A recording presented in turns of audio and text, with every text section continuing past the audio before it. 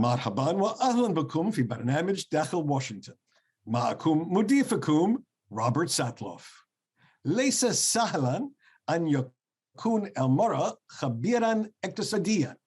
كثير من خبراء الاقتصاد هم كخبراء الإرصاد الجوية، يتم وصفهم بشكل ساخر لأنهم سيعرفون لماذا لم تحدث اليوم الأشياء التي توقعوا حصولها أمس.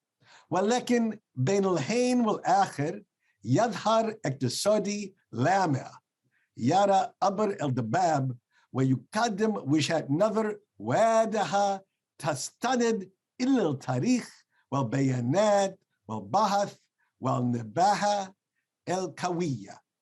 ضيفنا اليوم هو ذلك الاقتصادي الذي تجول ذهابا وإيابا بين عالم المنح الجامعية والعالم الصناع السياسات خلال حياته المهنية الرائعة، وقدم لهذين العالمين مساهمات لا تمحى. في الوقت الذي يواجه فيه الاقتصاد الأمريكي أعلى مستويات التضخم منذ 40 عاما، وعندما يلجأ العالم إلى الأدوات الاقتصادية لمواجهة العدوان الروسي المروع على أوكرانيا، فإننا نذكر مرة أخرى بمدى أهمية الاقتصاد في حياتنا. لذلك يسعدني أن أرحب بالضيف هذا الأسبوع على برنامج داخل واشنطن، وزير الخزانة السابق والرئيس السابق لجامعة هارفارد لورنس سامرز. Welcome back to Dakhel, Washington. Ukraine may make the headlines. For most Americans, what happens on Wall Street, what happens on Main Street is still the most important issues in their lives. And today, to talk about the American economy, where it is today, where it fits in the world, I'm delighted to welcome former Secretary of the Treasury, Lawrence Summers. Thank you very much for joining us today. Glad to be with you, Rob. So there's a very mixed picture in the American economy today. On the one hand, very low unemployment. On the other hand, very high inflation. When you look at the American economy, sir, is the glass half empty or glass half full? It's actually both. We've had some real achievements. The economy basically recovered much more rapidly from COVID than anybody expected it to. We've done a better job of helping those at the lower end of the income spectrum than anybody would have expected us to. Productivity growth has been more favorable than most people expected. The problem, and it's a real challenge, is that we have a pretty overheated economy. The labor market in particular is unsustainably tight. We've never had a situation where there were 1.7 vacancies for every unemployed person before. And that points towards not just inflation right now, but the risk of even accelerating inflation, or at least sustained inflation. You've been warning about the potential for high inflation, and you've been, in some sense, a voice in the wilderness for a while. What did you see that others didn't see? Seemed relatively clear to me that when the plan was to inject nearly $200 billion a month into an economy, when incomes were only falling about $30 billion a month short, that you were going to get some kind of overflow. It seemed to me that that was magnified when the Federal Reserve was holding interest rates at extremely low levels and buying up bonds at a record clip. And it seemed to me one had to recognize that the extra $1 trillion in consumer bank accounts were going to get spent sooner or later. So add all that up, and it sure looks like there's a pretty substantial chance of an overheat. That's what I saw last spring, and that's what pretty much has played out over the last 12 months. You just very recently had an op-ed in the Washington Post that was a very strong critique of how the Federal Reserve is still handling the situation facing the American economy. For our viewers who don't read the Washington Post, can you give us a brief synopsis and what your recommendation is? I think the Fed really needs to engage in some soul searching. They got it pretty badly wrong last year in terms of their judgments about inflation, which is the central variable they're supposed to watch. They've got an operating framework that in many ways is kind of surprising. They say they're not going to tighten rates based on an anticipation of inflation, but only on the reality of inflation, and never until they're absolutely convinced that the economy is at full employment. So I think they had a somewhat problematic paradigm within which to operate, and they convinced themselves that inflation was transitory and was going to go away, and they were wrong. And to some extent, they're still convinced of that. The projections they issued yesterday say that the unemployment rate is going to stay at about 3.5% for the next 3 years. That's longer than it's ever been sustained at that level. And that while that's happening, the inflation rate is going to fall from its current rate, depending on your measure, of 6 to 8%, all the way down to the 2% range, with this super tight labor market and with interest rates that by historical standards will remain extremely low. I think the chances that all that's going to come together are not that high. And what is your recommendation for a different approach than the one adopted by the Federal Reserve?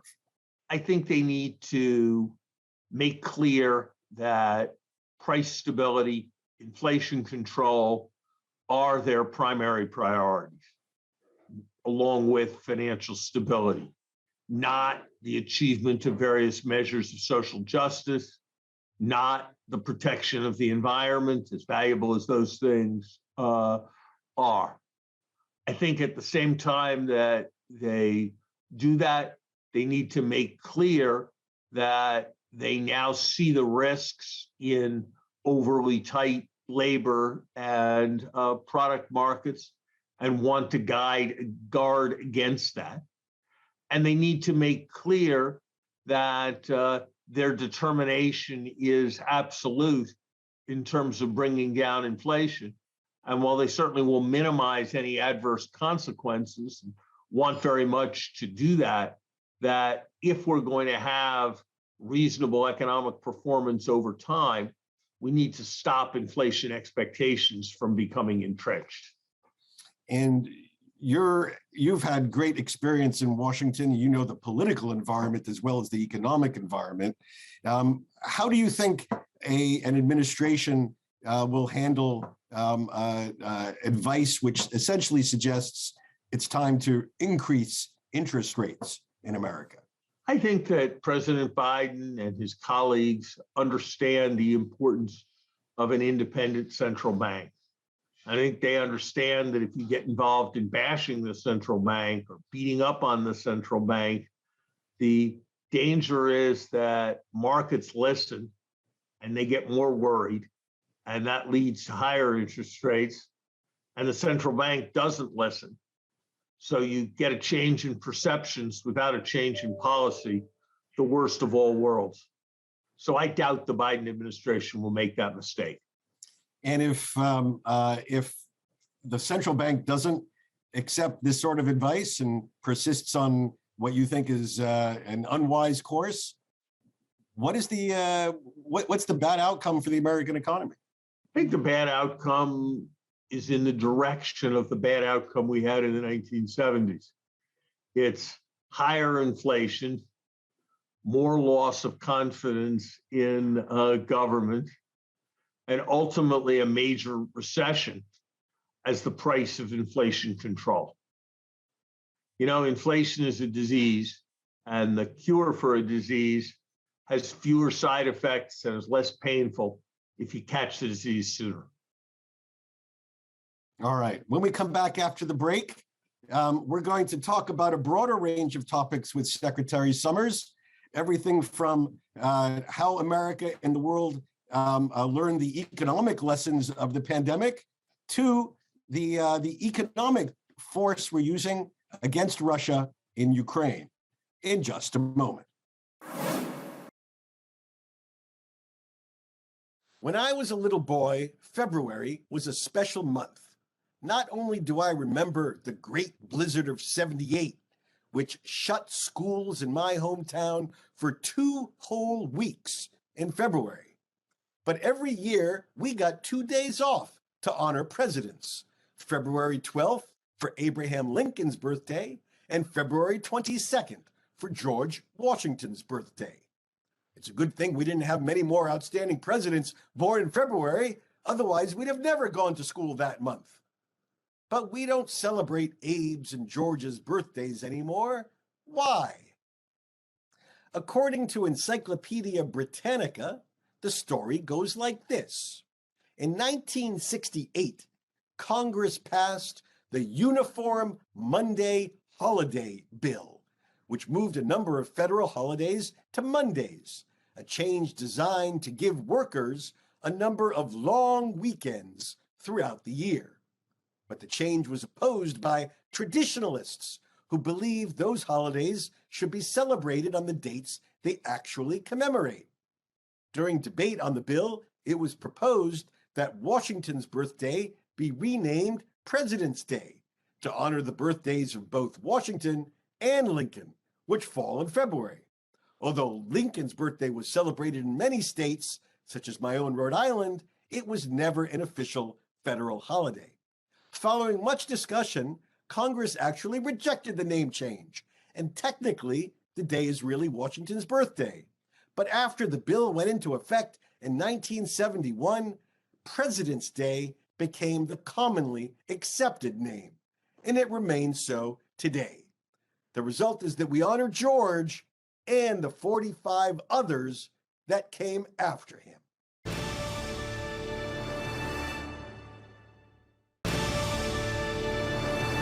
Again, my guest today is Lawrence Summers. Secretary Sامrz has the unique experience of serving at the highest level in both government and academe. A professor of economics, he served as chief economist of the World Bank, secretary of the Treasury for President Clinton, and director of the National Economic Council for President Obama. In between, he served as president of Harvard University.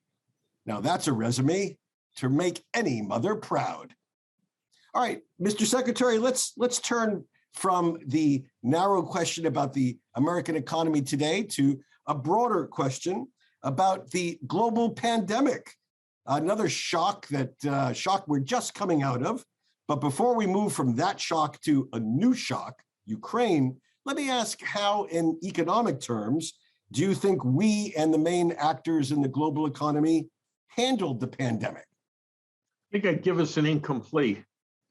It's not over yet. Let me ask you about Ukraine. You've been involved in efforts to use sanctions as a tool for decades. How would you characterize what we've done in the last few weeks regarding Russia and its invasion of Ukraine?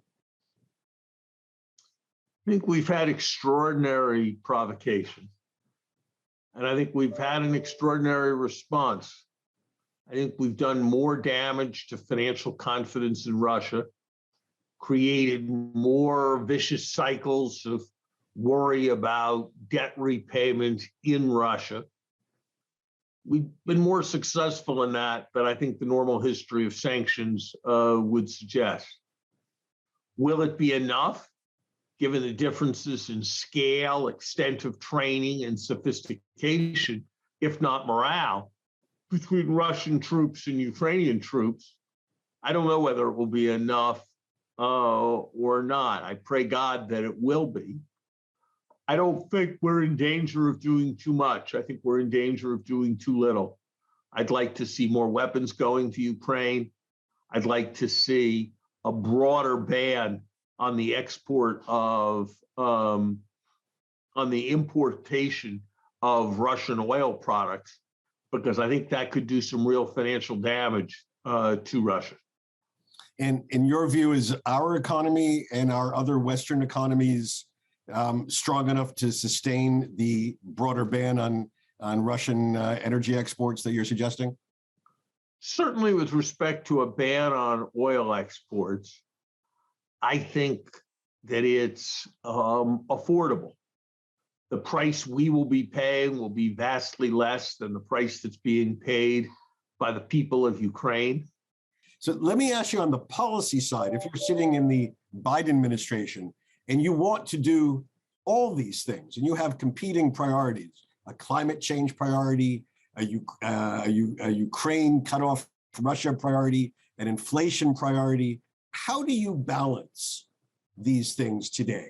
If you were offering advice to the president. With difficulty, and it's a great challenge to be president. I think that if we could move to a more rational energy policy that both increased access to fossil fuels today and accelerated the transition to clean fuels and renewables over time, I think that would strengthen us vis-a-vis Russia and the Middle East. I think it could be, if it was done right, a significant spur to employment and incomes in the United States. And I think it could ultimately be very important in the preservation of the planet and an inspiration to others. We just saw another stopgap spending bill that will get the federal government through September. As my father would have said, this is a hell of a way to run a business. If you could wave your magic wand, what systemic changes would you make to get government running a little bit more efficiently than it currently does? I think we need some more money to lubricate the system. You know, we just don't do the things that you can't name and that aren't glamorous. The IRS is on the verge of collapse because its budget has been cut so much, and there are millions of returns that aren't being opened, and there's all kinds of opportunities that are being missed to collect money from people who owe it and have cheated on their taxes that we're missing because we can't audit. It says something very worrisome about our country, that it takes longer to fly from Boston to Washington today than it did when I first started making the trip 40 years ago. That's about nothing other than decaying infrastructure. So I think setting some very basic and universally applied priorities and then really achieving them, rather than competing as to who can have the broadest agenda, is the right way forward. Terrific. Just one last question. And here I just step back for a moment. Unique experience being at the highest levels of government and academe, rare in our system. How did being a scholar inform your work in government? It taught me to have some perspective, because things that seem very important in the moment aren't going to seem that important years later. It taught me to not just look at the first round effects, but look beyond the superficial effects to the long run profound effects of policy choices that we made. And it taught me to be skeptical of all claims, and that you never went wrong asking questions. Absolutely terrific. Former Secretary of the Treasury, former president of Harvard University, Lawrence Summers, thank you so much for joining us on Dakhel, Washington. I was a pretty good student. All right, I was a very good student, a really good student. And I took some pretty tough courses. Okay, some very tough courses. But I'm not too embarrassed to admit it. The lowest grade I ever received in 13 years of secondary and post-secondary education, that's high school, college, graduate school, was in economics. I felt pretty bad about it at the time, but after watching economists fight with each other about things I would have thought would be straightforward, I realized the problem may not have been with me. Economics is hard. Take debt. Some debt is good.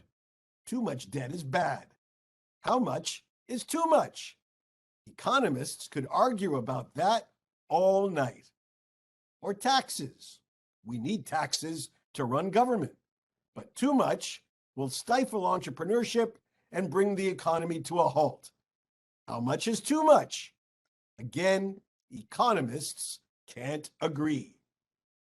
Or take the question of government control of the economy.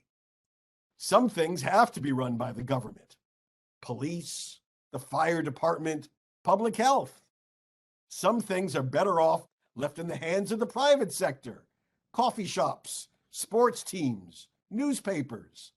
But where do you draw the line? Utilities, in or out? Sanitation, in or out?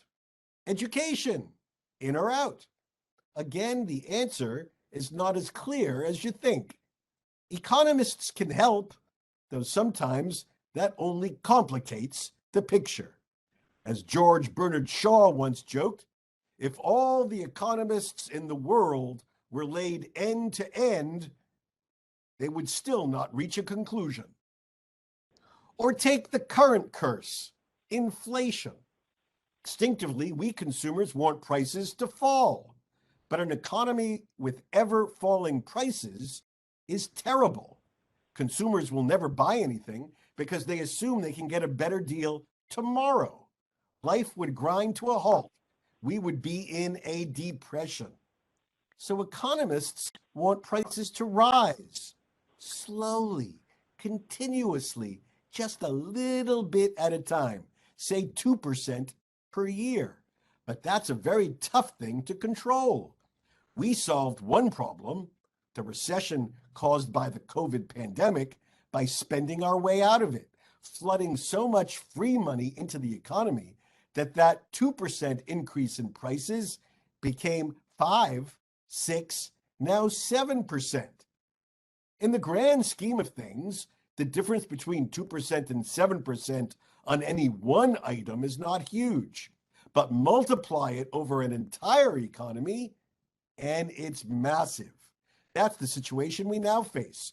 How to rein in a destructive process that began precisely how the Bible said it would, with the best of intentions. We're all mini economists, responsible for studying and making decisions about the production and distribution of resources, goods, and services in our own lives. Some of us do it better than others, some worse. It's no surprise that when we zoom out from our own life to the life of our nation, we will exponentially complicate the situation and deal with wildly different professional suggestions for what to do. So I learned some sympathy for economists at a young age. Given the complications of our $23 trillion economy and the 330 million different sets of personal preferences it reflects, I think we could all use a dose of that right now.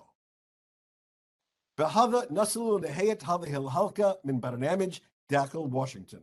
إذا كانت لديكم أي استفسارات أو تعليقات حول هذه الحلقة، وخاصة حول تأثير العقوبات الاقتصادية على روسيا، أرجو أن تتواصلوا معي عبر تويتر على هاشتاغ Inside Washington أو أن تراسلوني مباشرة على @RobSatloff. سأراكم الأسبوع المقبل، وإلى أن ألقاكم شكرا لكم وإلى اللقاء.